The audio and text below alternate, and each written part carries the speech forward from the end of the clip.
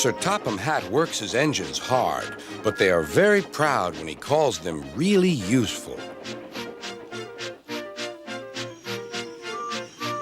"I'm going to the scrapyard today," Edward called to Thomas. "What, already? You're not that old," replied Thomas cheekily.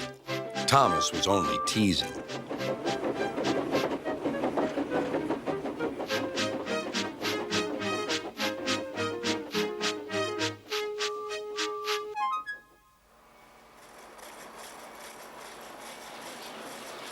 The scrapyard is full of rusty old parts and machinery. They're broken into pieces, loaded into cars, and Edward pulls them to the steelworks where they are melted down and used again.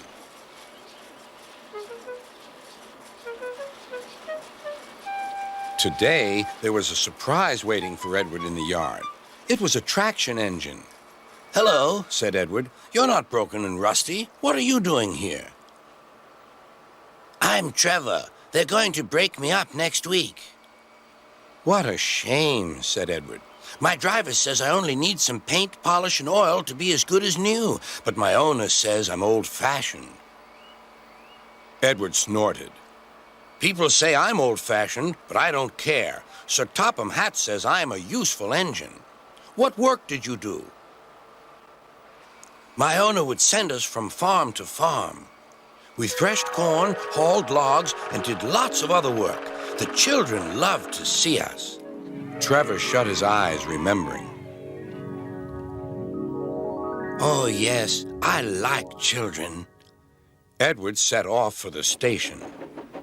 "Broken up, what a shame. Broken up, what a shame. I must help Trevor, I must." He thought of all his friends who liked engines, but strangely, none of them would have room for a traction engine at home. "It's a shame, it's a shame," he hissed.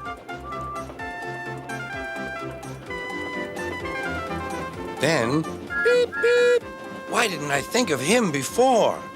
There on the platform was the very person.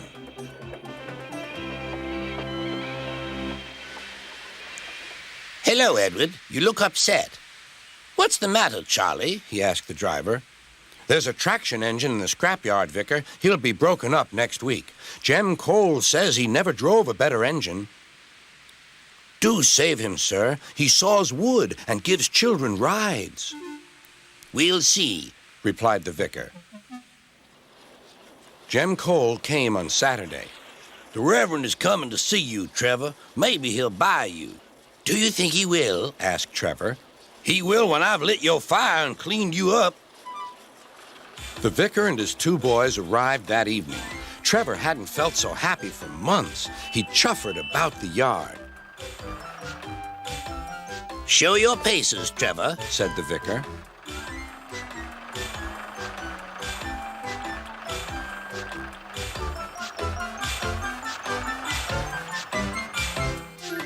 Later, he came out of the office smiling. "I've got him cheap, Jem, cheap." "Do you hear that, Trevor?" cried Jem. "The Reverend saved you, and you'll live at the vicarage now." "Beep, beep," whistled Trevor. Now Trevor's home is in the vicarage orchard, and he sees Edward every day.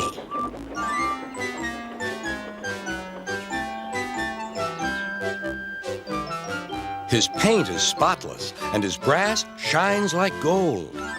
Trevor likes his work, but his happiest day is the church fair. With a wooden seat bolted to his bunker, he chuffers round the orchard, giving rides to children.